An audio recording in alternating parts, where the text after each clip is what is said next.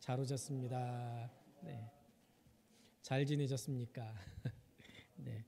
오늘도 우리가 이렇게 하나님의 전에 올라온 것은 하나님께서 우리에게 주신 은혜인 줄로 믿습니다. 오늘도 하나님 주시는 큰 은혜 가운데 말씀이 깨달아지는 역사가 일어나기를 주님의 이름으로 축복합니다. 시카고 근처에 헤드몬 침례교회라는 교회가 있다고 합니다. 그런데 그 교회는 방문하는 분들이 의아하게 생각하는 부분들이 항상 있다는 거예요. 그게 뭐냐? 강대상에 이렇게 방탄 유리로 강대상을 둘러싸놨다는 거예요. 우리가 대통령이라든지 아니면 정치인들이 사람들 많은 곳에서 연설할 때 보면은 이렇게 이 저격을 당하지 않도록 방탄 유리로 이렇게 가려놓은 것을 우리가 가끔 보기는 하지만 교회, 그것도 목사님이 설교하는 강대상을 그렇게 방탄 유리로 막고 설교한다는 것은 어떻게 생각해 보면은 저게 도대체 뭐 하는 짓인가? 목사가 도대체 얼마나 죄가 많길래 뭐가 저렇게 두려워가지고 죽을까봐 방탄 유리로 강대상을 이렇게 둘러싸고 있나? 그런 의문을 갖기도 한다고 합니다. 특별히 이 헤드몬 침례교회는 한국인 목사님들이 자주 찾아가는 그런 교회래요. 한국인 목사님들이 가가지고 그걸 보고 나면은 도대체 왜 이렇게 방탄 유리를 했을까? 우리 교회도 저렇게 방탄 유리를 해야 되나? 우리 미국 따라하는 거 좋아하잖아요. 물어본다는 거예요. 그러면 그 사연, 도대체 왜 그렇게 방탄 유리를 했는가? 그 교회 목사님이 매 주일마다 죄에 대해서 설교를 한다는 겁니다. 죄에 대해서 그렇게 설교를 하니까 한 번은 어떤 사람이 예배에 참석했다가 설교를 듣고 죄에 대해서 설교하는 그 얘기를 듣고 너무너무 가슴에 찔림이 일어난 거예요. 그래가지고 이 양반이 그 다음 주에 올 때 이 목사님에 대한 악의를 품고 뭘 가지고 갔냐면요, 권총을 가지고 온 거예요. 그 권총을 가지고 와가지고 또 그날도 설교를 듣는데 역시 죄에 대해서 설교를 하니까 성령께서 강하게 역사하셔가지고 자기 죄가 막 생각나고 자기 죄가 깨달아지니까 그것 때문에 회개하면 좋은데 사단이 회개하지 못하도록 방해하니까 회개하는 대신 어떻게 했어요? 권총을 꺼내가지고 목사님을 쏴버렸어요.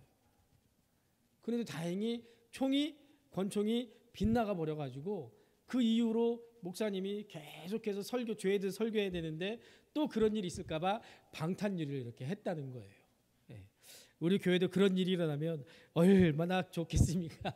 그러면 사람들이 오지 말라고 해도 막 올 것 같아요. 목사로서는 굉장히 부러운 얘기입니다. 그런데 여러분들, 이상한 거는요, 이렇게 죄에 대해서 듣기 싫어하면서도 목사한테 총을 쏠 정도로 죄에 대해 설교 듣기 싫어하면서도 죄에 대한 설교를 들으려고 매주 사람들이 꾸역꾸역 그렇게 모여든다는 거예요. 이걸 보면 비록 사람들이 죄에 대해서 듣기는 싫어하지만 내가 죄인이라는 것은 알고 있고, 그리고 내가 스스로 내 죄 문제 해결할 수 없기 때문에 어떻게 하면 내 죄 문제를 해결할 수 있을까, 이런 간절한 마음의 소원을 갖고 있다라는 것을 우리가 알 수가 있습니다. 여러분들, 이 세상 사는 사람들이라면 누구나 이 죄 문제를 해결하지 않으면 하나님의 심판을 피할 수 없습니다. 예수 믿지 않는 사람이라도 자기가 죄인이라는 사실은 누구나 다 인정하고 있는 사실 아닙니까? 누가 감히 우리 가운데 혹은 사람들 중에 나는 죄인 아니야, 내가 무슨 죄를 졌어, 나는 깨끗해, 이렇게 말할 수 있는 사람 누가 있겠습니까? 누가 있겠어요? 우리 아버지가 살아계실 때 그런 말씀을 하신 적이 있어요. 박윤선 목사님이라고, 목사님들의 목사님이라고 불리는 목사님이 있어요. 총신에서 오랫동안 가르치셨고 이 합동신학교를 세우신 분이고요. 정말 한국교회 신학을 세운 분이 박윤선 목사님이라는 분인데요. 이분을 저는 한 번도 이분 밑에서 배워본 적이 없어요.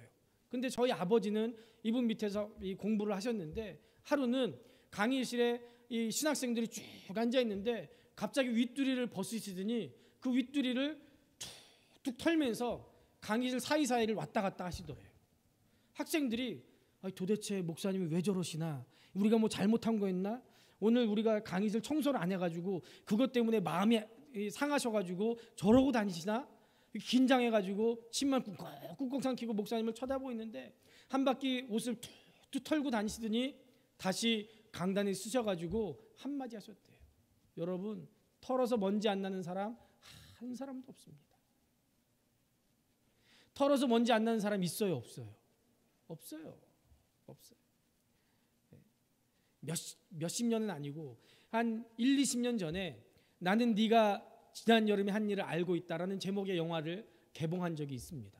공포 영화였어요. 나는 네가 지난 여름에 한 일을 알고 있다. 저는요 지금 그 영화 제목을 생각해 보니까요 그런 마음이 드는 거예요. 누군가 저한테 나는 목사님이 어제 한 일을 알고 있습니다. 저한테 그렇게 얘기한다면 저는 그 사람 앞에서 기죽을 것 같아요. 진짜? 내가 어제 뭔 일 했지? 내가 혹시 목사로서 해서는 안 되는 일 한 거 아니야? 내가 어제 가다가 혹시 침이라도 뱉었나? 내가 어제 가다가 나도 모르게 아이씨 이런 거 들었나? 불안할 것 같아요. 저만 그런가요? 네? 문장로님, 저는 문장로님이 어제 한 일을 알고 있습니다. 여기 보세요. 문장로님 저랑 눈을 못 마주치잖아요. 이게 우리 인간의 모습이에요. 그런데 반면에 요즘 또 다른 현상이 교회 안에서 일어나고 있는데 그것은요 복음에 대해서 설교를 하면 나 다 알고 있어. 다 알고 있는 얘기 또 해? 오늘은 그냥 예배 시간에 설교 듣지 말고 그냥 주보 틀린 글씨나 한번 찾아볼까? 이런다는 거예요. 나는 이미 예수 믿는 사람이기 때문에 오늘 목사님이 하는 이 복음 설교 나와 상관없어. 오늘은 교회 나온 지 얼마 안 되는 누구한테 목사님이 하는 설교구나. 몇 주째 계속 복음에 대한 설교만 하면 나는 한 달 동안 통째로 예배 시간에 와가지고 그냥 설교 듣지도 못하고 그냥 있다가 그냥 가기만 하겠네. 강단에도 마찬가지. 성도들의 귀에 듣기 좋은 설교는 잘 하는데 죄에 대해서 예수님에 대해서는 잘 전하지 않아요. 제가 신학교 다닐 때 설교학 교수님이 목사님이 그런 얘기를 했어요.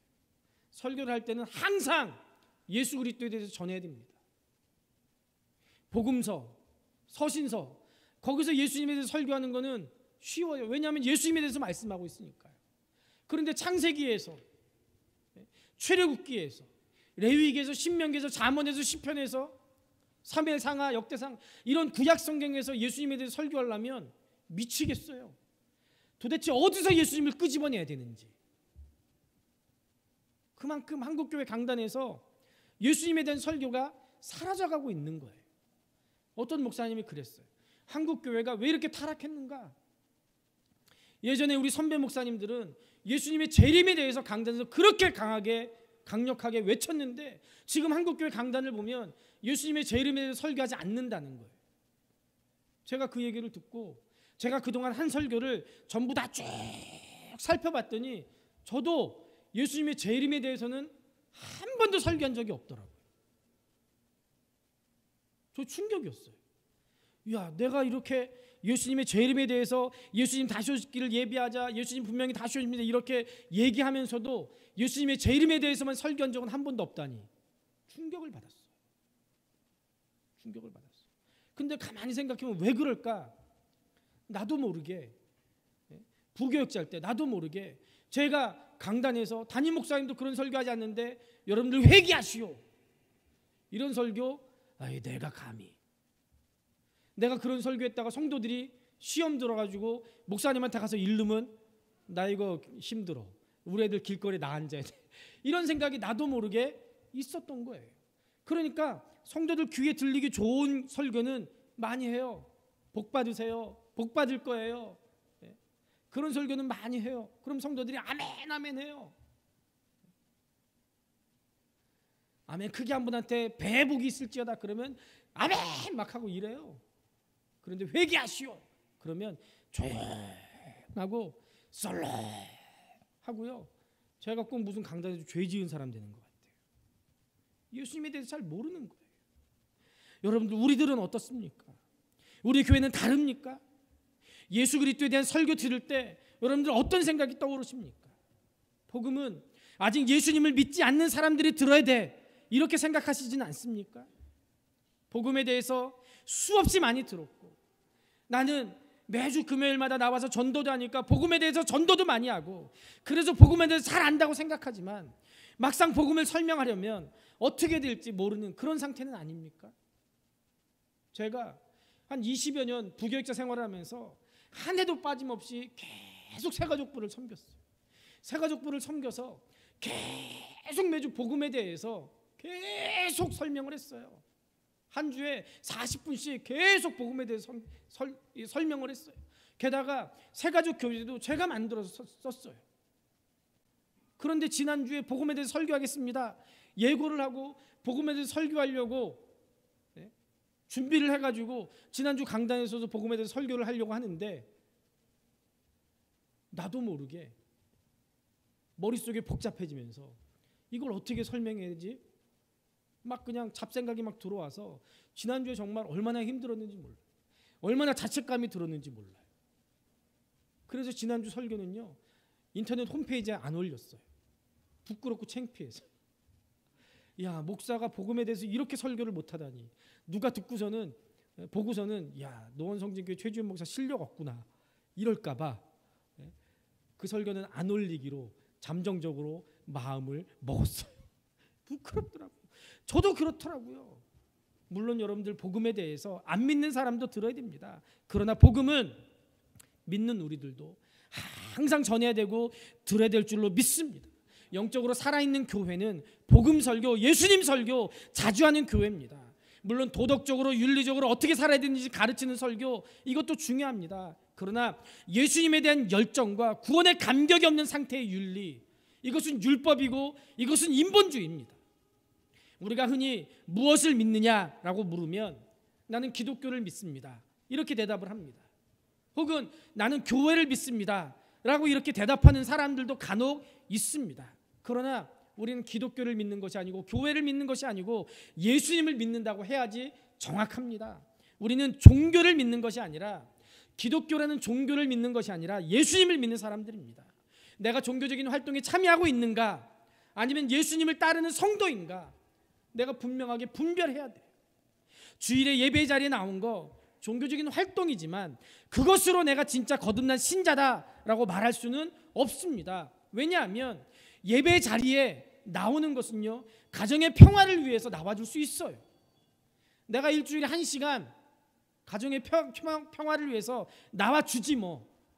내가 나와줘가지고 우리 아버지가, 우리 엄마가, 내 남편이, 내 아내가 좋아한다면 그래 내가 기꺼이 나가줄 수 있어. 혹은 습관적으로 나올 수도 있어요. 나는 어렸을 때부터 엄마 뱃속에서부터 예수 믿었으니까, 나는 모태신앙이니까 매 주일 아침에는 무조건 예배 드렸어. 그래야 그냥 습관적으로 예배 드려 나오는 거예요. 혹은 교양을 위해서, 그래 그 시간에 누워가지고 TV 보느니 목사 설교 들으면 그래도 들을 만한 얘기 하더라. 어쨌든 나쁜 얘기는 안 하더라. 좋은 얘기더라. 교양을 위해서. 혹은 사교를 위해서 오는 분들도 있습니다. 강남의 유명한 교회는요, 청년들이 결혼하기 위해서 다닌대요. 유력한 사람들의 자제들이 그 교회 많이 다니니까 그 교회 청년부 열심히 하면서 누구 하나 만나가지고 결혼할까. 사교를 위해서 다니는 사람들도 있다는 거예요. 혹은 우리 회사 사장님이 이 교회 다녀? 그럼 나도 그 교회 다녀가지고 우리 회사 사장님한테 얼굴 좀 잘 보여서 나도 유익을 좀 얻어봐야지. 이렇게 교회 나오는 사람들도 있을 거예요. 종교 생활 자체에는 생명이 없습니다. 무슨 활동을 해서 마음의 위안과 만족을 얻을 수는 있지만 그것이 영생을 얻는 길은 아니라는 거예요. 우리가 이것들을 잘 구별해야 됩니다. 며칠 전에 약국에 갔는데 약을 타기 위해서 이렇게 앉아 있는데 오메가3 광고가 붙어 있는 거예요. 오메가3? 우리 집에 굉장히 많이 있는데, 우리 마누라가 맨날 그거 먹으라고 나한테 좋다고 줬는데 그거 한번 모르고 입으로 깨물었다가 비린내가 내가 세상에 제일 싫어하는 게 비린내인데, 그래가지고 먹으라고 바가지를 긁어도 싫다고 해서 안 먹었던 건데 가만히 읽어보니까 그게 나한테 딱 맞는 약이더라고요. 제가 그걸 먹어야 되겠더라고요. 그래도 가만히 그 오메가3 광고를 약이 나온 동안 읽어봤는데, 사람이 자기 몸에서 오메가3라는 물질을 만들어낼 수 없다는 거예요. 그래가지고 오메가3가 사람 몸에 좋은데 그거를 음식으로 섭취를 해야 되는데, 조리를 하게 되면 그 오메가3 성분이 거의 다 없어진다는 거예요. 그래서 약으로 먹어야지 가장 효과가 좋대요. 김영하 성도님 맞습니까? 우리 김영하 성도님이 약국을 하세요. 약국 많이 이용해 주십시오. 가장 효과가 좋다는 거예요. 병을 낫게 하는 좋은 약성분도 사람이 거기서 추출해서 조제하고 이렇게 사람의 손길을 거치다 보면은 다른 게 첨가되기도 하고 변질되기도 해서 아무리 사람에게 좋은 거라도 효력을 원래 원재료만큼 기대하기가 어려워지기도 한다는 거예요. 그래서 약은 약 성분이 잘 보존된 것이 가장 좋은 약입니다. 저는 어느 때부턴가 의사가 하라는 대로 하는 게 진리다. 약은 약사가 먹으라고 하는 대로 먹는 게 최고다라는 걸 깨달았어요. 누가 아니에요, 이렇게 하면 그 병에 좋아요, 이렇게 하면 뭐에 좋아요 얘기해봐야 의사가 얘기하는 거, 약사가 얘기하는 게 최고다라는 걸 깨달았어요. 다른 사람 얘기 들어봐야 낭패만 보더라고요. 마찬가지로 진리가 사람들에 의해서 더 명확하게 드러나기도 하지만 왜곡되기도 합니다. 중세기에 보면 마틴 루터나 종교개혁자들이 개혁을 했던 이유가 뭐예요? 기독교라는 종교가 사람들에 의해서 변질되면서 예수님을 통해서만 구원받는다는 하나님의 구원의 도가 심각하게 훼손됐어요. 예수 믿으면 구원받는데 예수 믿는 거 외에 하나님 앞에 내가 뭐 해야 돼? 헌금 많이 해, 신부들 잘 섬겨, 죽도록 섬겨. 신부가 하는 말은 그게 진리고 교황이 하는 말은 하나님과 똑같은 힘이 있으니까 교황님이 하는 얘기는 무조건 다 들어. 그러면 성경 못 보게 하는 거예요. 미사를 드릴 때도 사람들은 그냥 앉아있고 신부는 사람들이 알아듣지 못하는 라틴어로 중얼중얼 해대니 그냥 와서 앉아있다가 가는 거예요. 그러면 구원받는다고 생각했어요. 헌금 내고 오면 구원받는다고 생각했어요. 변질돼도 심각하게 변질된 거예요. 여러분들, 예수님이 문제가 아니라 기독교라는 종교의 문제가 생긴 거예요. 지금은 어떻습니까? 세상 사람들이 얼마나 기독교를, 교회를 비판합니까? 비난합니까? 물론 비난당해서 마땅해요. 비판받아서 싸요. 그런데 중요한 것은요, 예수님이 잘못된 거 아니에요. 예수님이 비판받아서는 안 돼요. 뭐 때문에 이렇게 됐어요? 우리가 복음을 훼손했기 때문에 그렇게 된 거예요. 복음을 훼손했기 때문에. 변질된 기독교, 그 안에 진리가 전혀 없는 것은 아니겠지만 구원이나 신앙의 중요한 부분들이 상당히 결여된 상태가 돼서 많은 사람들이 하나님의 진리에 접근하지 못하게 됩니다. 그러면 구원의 길이 아니라 멸망의 길로 우리를 인도할 수도 있는 거예요. 이단이 뭐예요? 이단은 다를 이자의 끝단자예요. 끝이 다른 게 이단이에요. 기독교 이단들은요, 유사성은 보이지만 기독교가 아닙니다. 기독교적인 방식들을 취하지만 사람의 영혼을 죽이는 독이 있는 거예요. 종교는 인간이 만든 냄새가 많이 나고 인간들에 의해서 얼마든지 훼손될 수 있다는 것을 염두에 두셔야 돼요. 기독교에 오류가 있을 수 있어요, 없어요? 있습니다. 여러분들 앞에서 이렇게 핏대 올려가면서 설교하는 목사에게 오류가 있어요, 없어요? 오류가 많습니다. 역사를 보면 기독교라는 이름으로 자행된 범죄 얼마나 많이 있어요. 그래서 우리는 기독교의 진리가 왜곡되지 않게 힘써야 되는 막중한 책임이 우리에게 있습니다. 또 내가 신앙의 진정성을 가지고 제대로 믿고 있는지 점검해야 되는 그런 노력도 우리가 해야 될 줄로 믿습니다. 오늘 본문은 로마에 있는 성도들이 사도 바울이 로마에 복음을 전하러 가기 전에 이미 복음을 들었지만 사도 바울이 좀 더 로마에 있는 기독교인들이 이 복음의 진리를 더 제대로 알아서 이 복음의 진리를 견고하게 하려는 그런 의도에서 사도 바울이 보낸 편지가 로마서입니다.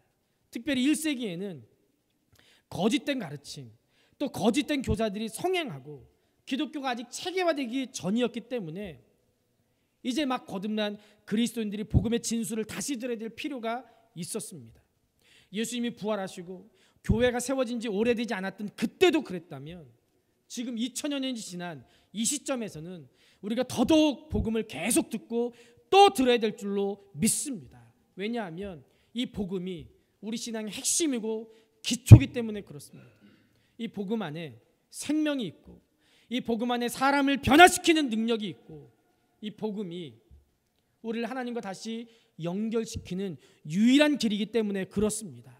그래서 이 복음은 처음 믿는 사람에게만 필요한 것이 아니고 오래 예수를 믿어온 사람에게도 필요하고, 저 같은 목사에게도 계속해서 복음은 계속해서 들어야 되고 계속해서 복음을 통해서 은혜 받아야 될 줄로 믿습니다. 처음 복음을 들었을 때 그 감격과 기쁨, 그 황홀함이 있었지만 믿음 생활을 하다 보니까 어느샌가 그 기쁨과 그 감격과 황홀함이 사라지고 시큰둥해져서 감격을 잃어버린 채 신앙생활을 할 수 있습니다. 그렇다면 그때 다시 복음을 듣고 영적인 회복과 변화가 일어나야 되고 가슴이 다시 뜨거워야 될 줄로 믿습니다. 복음은 다시 살리는 신비한 능력이 있습니다. 복음은 너무너무나 귀중합니다. 이 세상 그 무엇과도 바꿀 수 없습니다. 그러면 도대체 복음이 뭡니까? 복음을 제대로 알려면 우리 인간이 어떤 상태에 있었는지 먼저 알아야 돼요. 암이 무서운 것은 자신이 어떤 상태인지 모르고 있다가 한참 진행이 된 이후에 알게 돼서 더 이상 손을 쓸 수 없는 지경이 되는 그때 발견되는 경우가 많기 때문에 암이 무섭다는 거예요. 암도 지금은 의학이 발달돼서 조기에 발견되면 생존율이 굉장히 높아요. 그런데 문제는 암이 초기에는 자각 증상이 거의 없대요. 대부분의 암이. 그래서 그냥 모르고 지나다가 뭔가 이상하다 해서 병원에 가면 이미 어떻게 할 수 없는 지경이 되는 경우가 많은 거예요. 그래서 암이 무섭다는 거예요. 대부분 조기에 발견한 사람들은 정말 하나님의 은혜로 우연히 발견하고 이러는 경우들이 많더라고요. TV를 보니까요, 김태원인가요?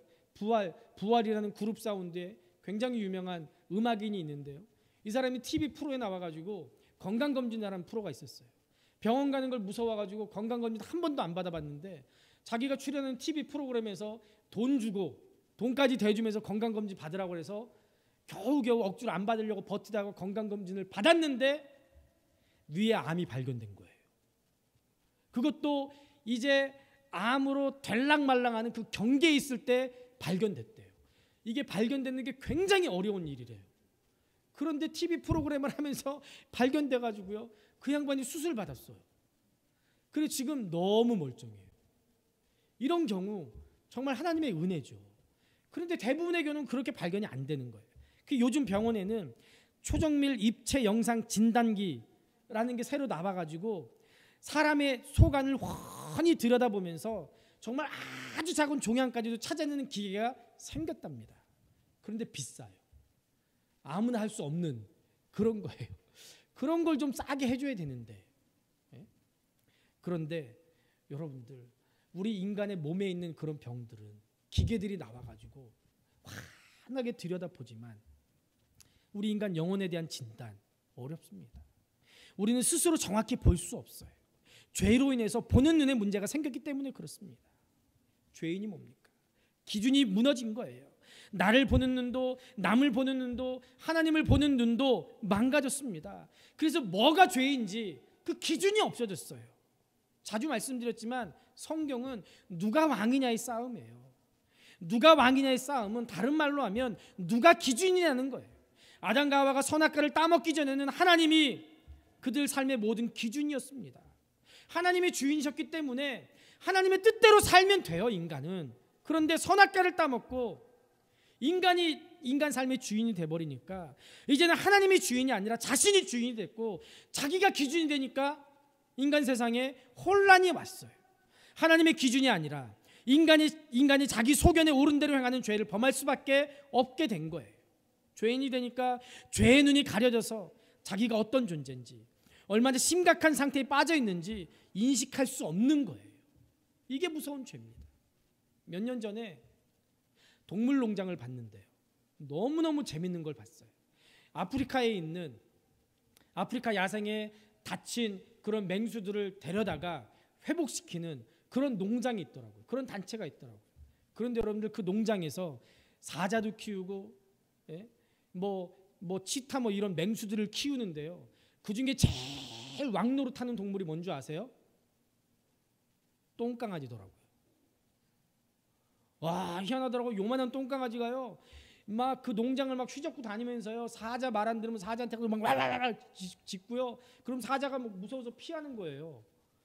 나 세상에 하루 강아지 범 무서운 줄 모른다더니 범 무서운 줄 모르더라고요. 아니, 범이 아니라 사자라서 무서운 걸 몰랐는지. 근데 동물학자들이 나와서 얘기를 하기를 도대체 저는 왜 그러냐, 사자는 왜 그러냐. 동물학자들이 굉장히 재미있는 얘기를 했어요. 무슨 얘기를 했냐면요, 강아지는 자기 눈에 뭐가 보여요? 사자가 보이죠. 그러니까 강아지가 착각을 한다는 거예요. 자기 눈앞에 사자가 보이니까 나는 저런 모습이야. 자기가 사자인 줄 착각한다는 거예요. 그런데 반대로 사자는 자기 눈앞에서 왈왈대는 개가 보이잖아요. 그러니까 사자는 뭐가 보이는 거예요? 자기가 개로 보인다는 거예요. 그래가지고 입장이 바뀌어가지고 개는 자기가 사자인 줄 알고 하루 강아지 사자 무서운 줄 모르고 왈왈왈왈 대고 있고, 사자는 자기가 개인 줄 알고 이 개한테 꼼짝 못한다는 거예요.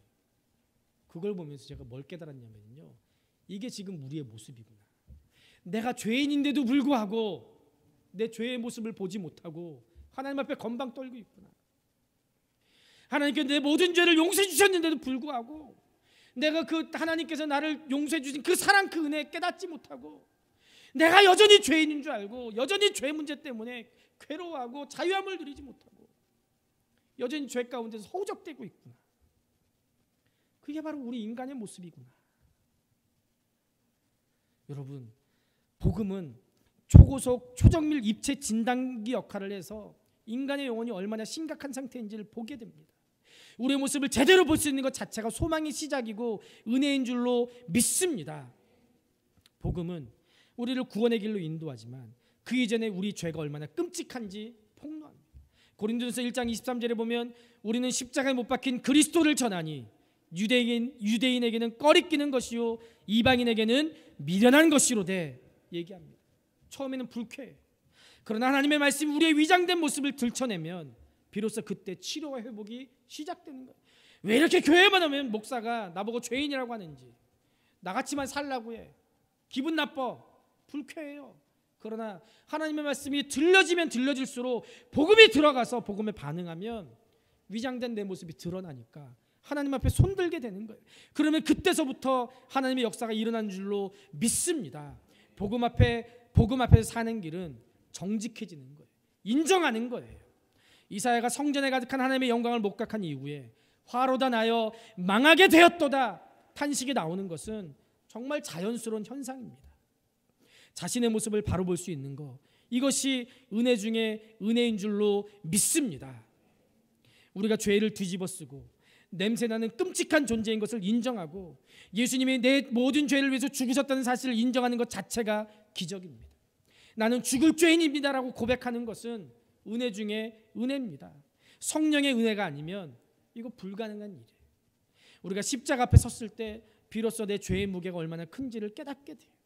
이 죄의 무게가 내 인생을 짓누르고 있다는 것을 깨닫는 그 순간 도무지 하나님 앞에 설 수 없는 존재라는 것을 우리가 고백할 수밖에 없습니다. 그때 왜 예수님께서 이 땅에 오셔야만 됐는지, 왜 예수 그리스도만이 인류의 복음인지를 깨닫게 되는 거예요. 여러분들, 이 복음을 정확하게 경험하는 역사가 있기를 주님의 이름으로 축복합니다. 복음은 예수 그리스도입니다.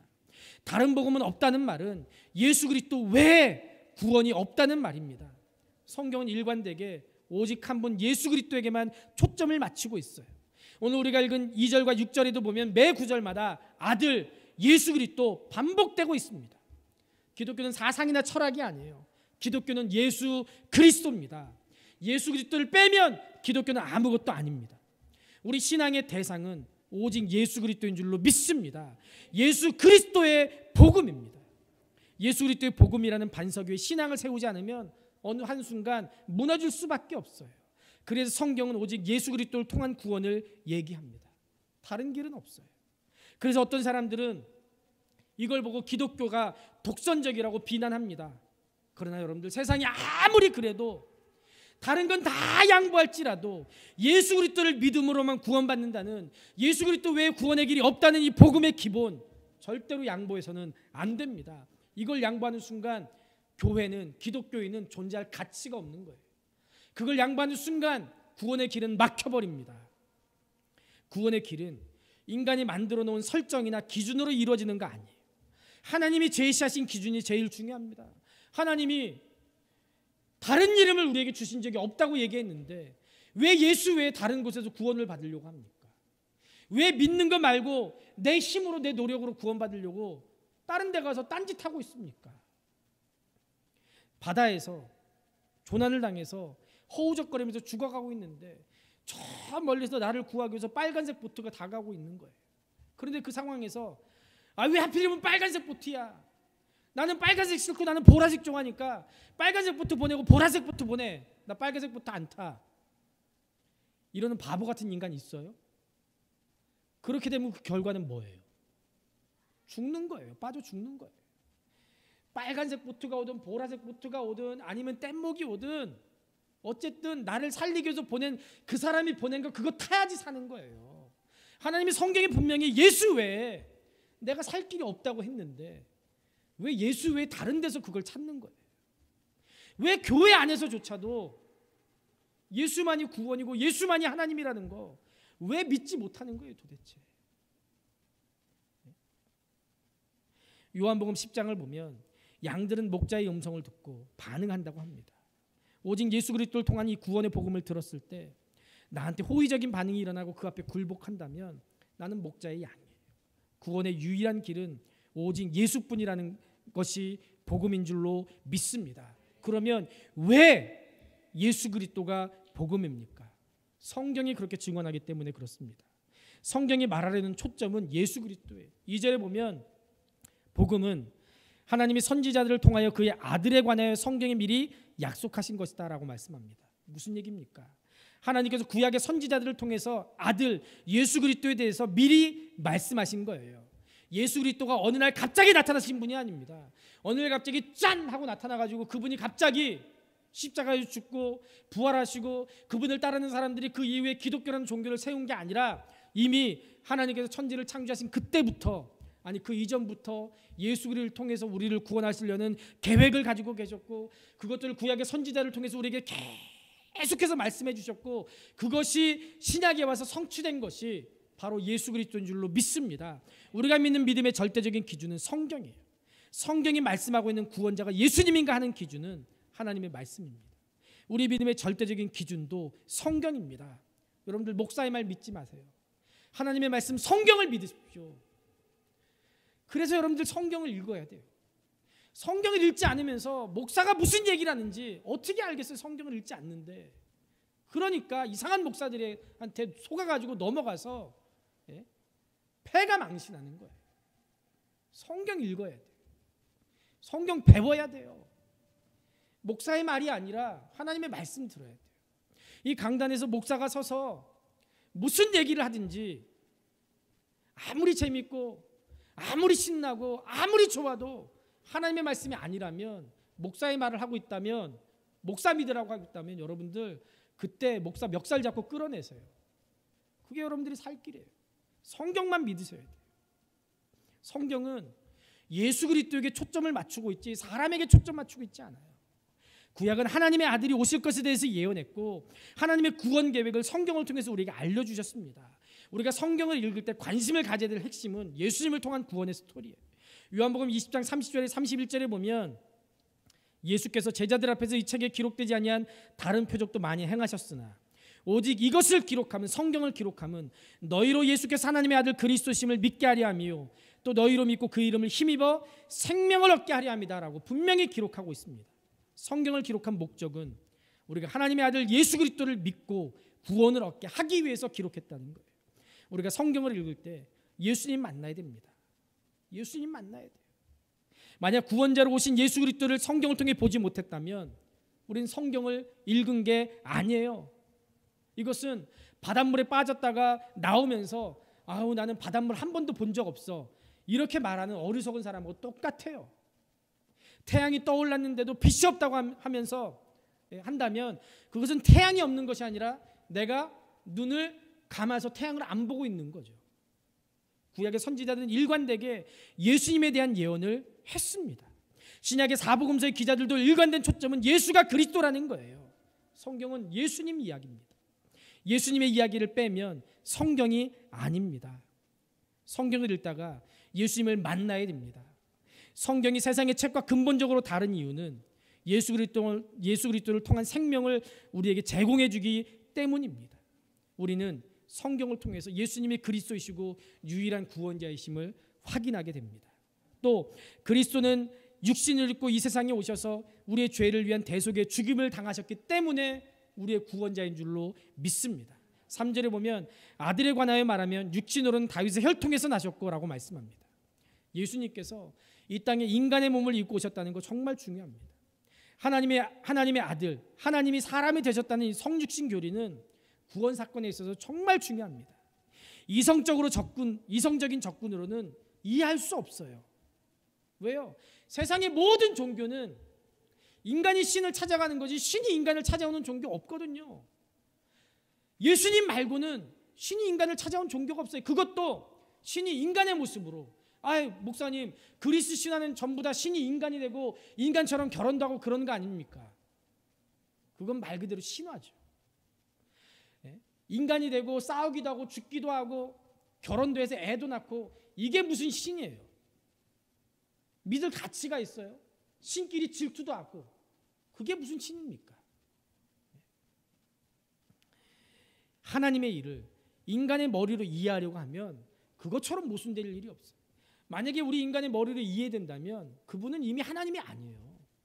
하나님이 아니에요. 우리가 이해할 수 있는 분이라면 우리도 할 수 있는 거죠. 그런데 그런 하나님을 뭐하러 믿겠어요? 내가 이해할 수 있는 한계 속에 갇혀 계신 하나님, 성경의 하나님, 우리가 믿는 하나님은 그런 하나님 아닙니다. 우리가 성육신하신 예수님을 믿지 못하면 다른 것도 받아들일 수 없어요. 요한복음 1장 14절에 보면 말씀이 육신이 되어 우리 가운데 거하심에 우리가 그의 영광을 보니 아버지의 독생자의 영광이요 은혜와 진리가 충만하더라라고 말씀합니다.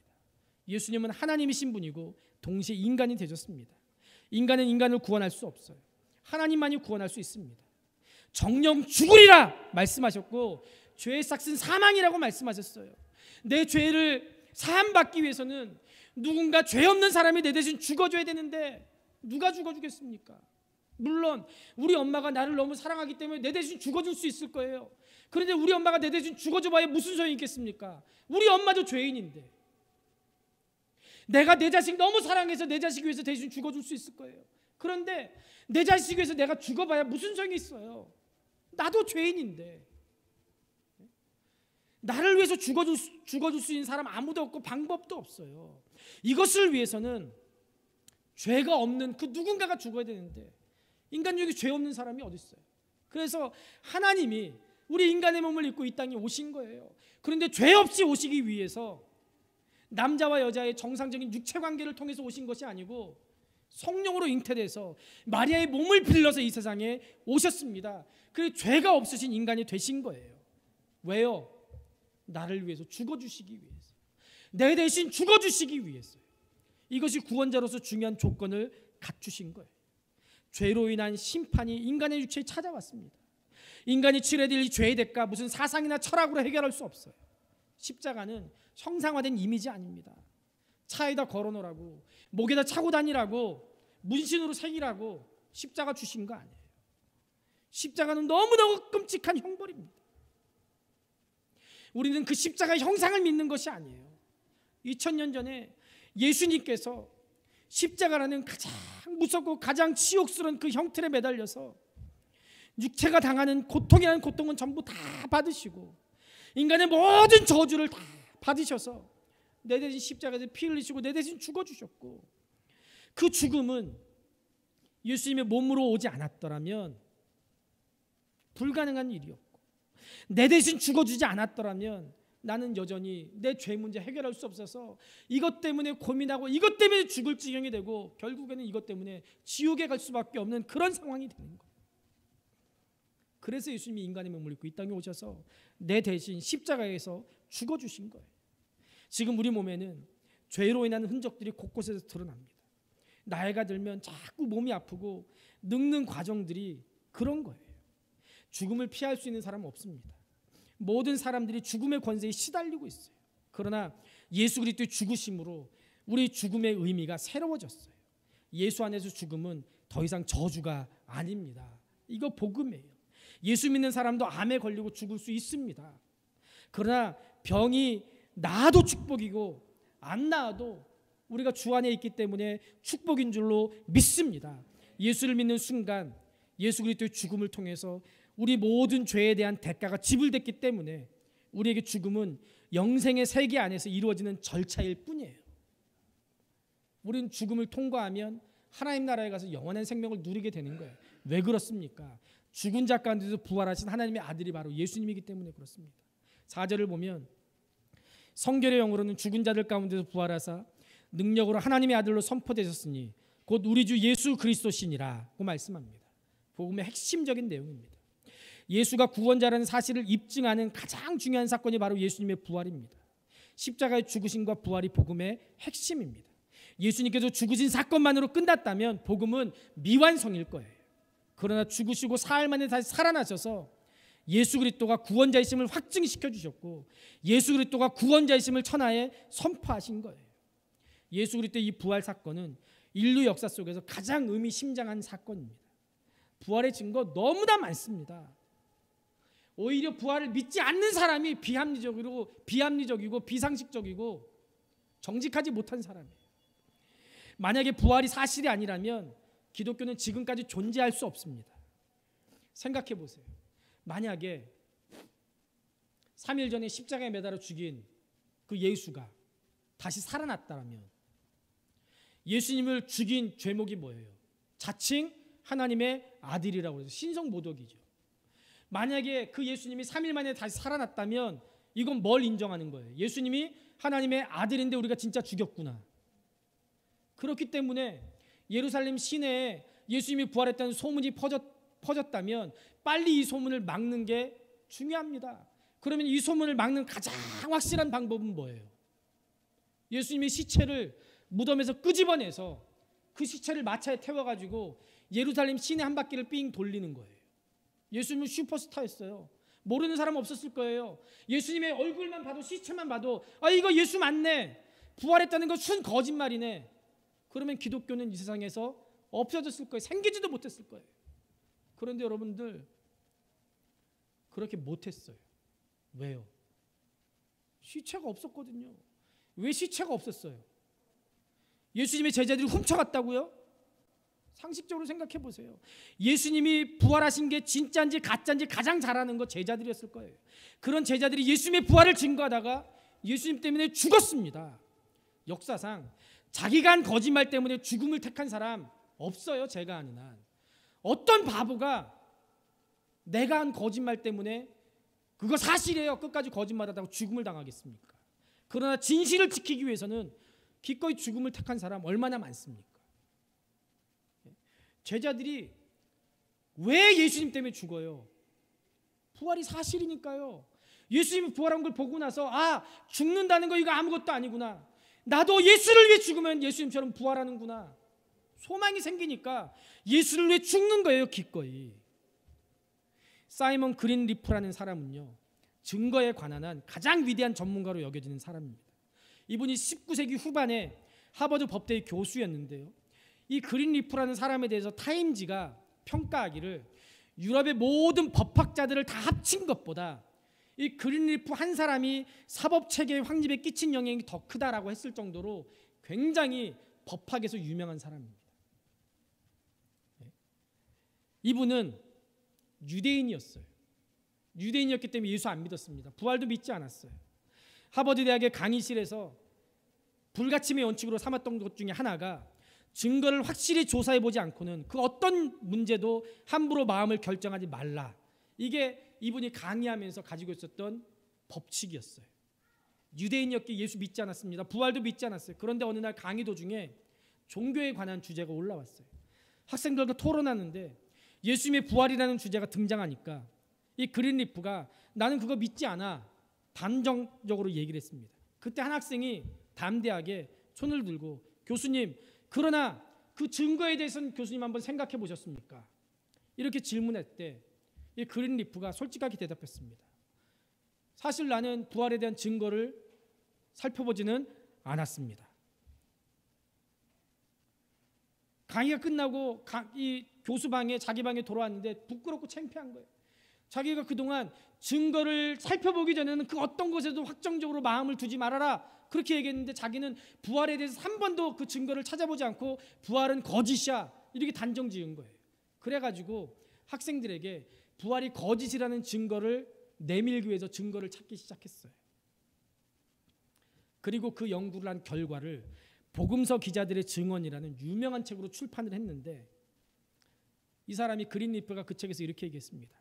공평무사한 배심원들에게 그리스도의 부활에 관한 증거를 제시한다면 그 배심원들은 한 사람도 빠짐없이 나사렛 예수가 부활했다는 결론을 내릴 수밖에 없다. 무슨 얘기? 예수님이 부활하셨다는 증거는 너무나 명확하다는 거예요. 그러면서 유대인인 그가 예수 그리스도를 믿는 그리스도인이 됐습니다. 그러면서 이런 얘기를 했어요. 기독교는 사실상 세상에서 유일하게 입증 가능하고 역사적인 증거를 가지고 있는 종교이다. 이 증거는 지극히 강력하고 압도적이다. 그러므로 정직하게 열린 마음으로 이것을 검증하는 사람이라면 이 증거를 받아들이는 것 말고 다른 도리가 없을 것이다.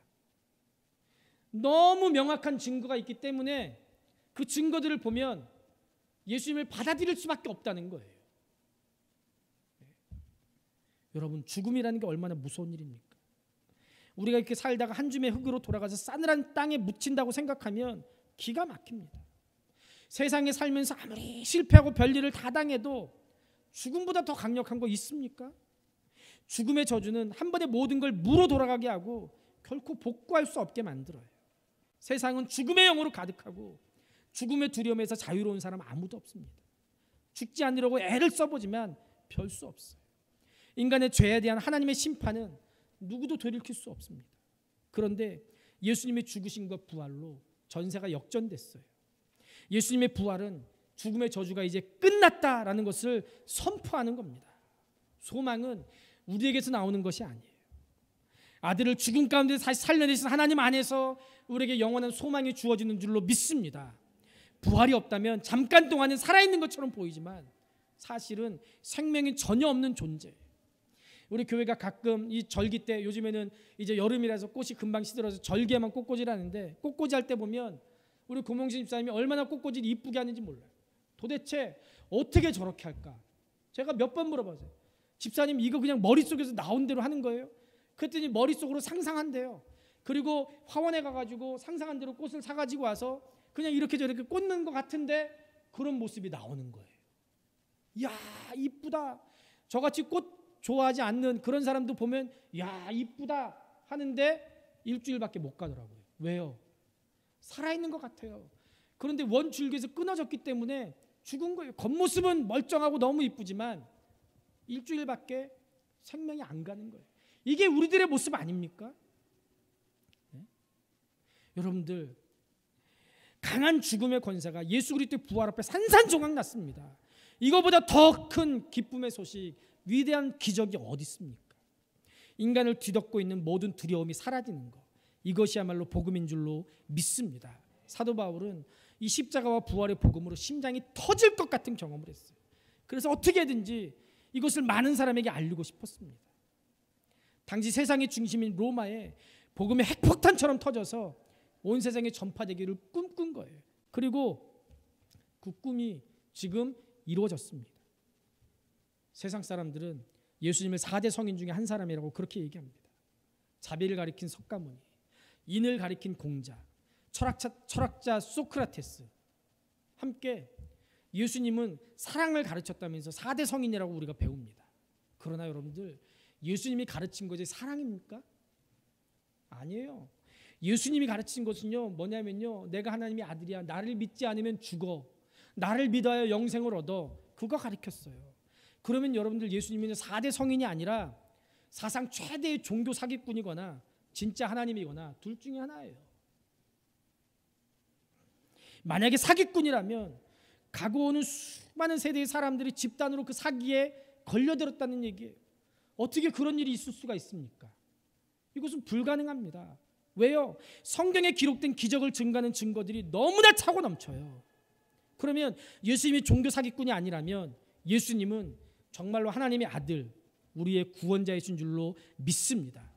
여러분, 신앙이 뭐예요? 신앙은 관계의 회복이에요. 죄로 인해 단절된 하나님과의 관계가 예수 그리스도를 통해서 회복되는 겁니다. 하나님과의 관계가 회복되면 자신과의 관계가 회복되면서 자신을 사랑하게 돼요. 자신을 사랑하게 되면 필연적으로 이웃과의 관계가 회복돼서 이웃을 사랑하게 되는 줄로 믿습니다. 십자가와 부활로 우리의 구원자 되시는 예수 그리스도의 인격과 내 인격이 만나는 거, 이게 복음이고 이게 신앙이고 이것이 우리의 인생을 바꾸는 일생일대의 사건인 줄로 믿습니다. 예수 그리스도 안에 우리 인생의 모든 해답이 있습니다. 생명이 그리스도 안에 있습니다. 죽고 사는 문제를 초월하는 능력이 예수 그리스도의 복음에 있습니다. 인생의 근원적인 질문에 대한 모든 해답이 예수 그리스도의 복음 안에 있습니다. 죄로 인한 저주를 말끔히 씻어내는 능력이 예수 그리스도 안에 있는 복음에 있는 줄로 믿습니다. 우리가 이 땅을 살아가면서 이 복음을 만나서 자유를 얻는 것보다 더 큰 축복 없습니다. 어떻게 살 것인가, 그것보다 복음을 만나야 됩니다. 여러분들, 오늘 우리의 신앙의 고리가 바로 꿰어지는 은혜가 있기를 바랍니다. 설명할 수 없는 이 복음에 감염돼서 십자가와 부활이 내 심장에, 내 삶에 부딪히는 은혜가 있기를 축복합니다. 그런데 내 죄의 실체가 드러나서 예수 그리스도로 인해 내 모든 죄 문제 해결받고 영혼을 위해서 내 삶을 주님 앞에 올려드리는 귀하고 복된 주의 백성 되기를 우리 주님의 이름으로 축복합니다.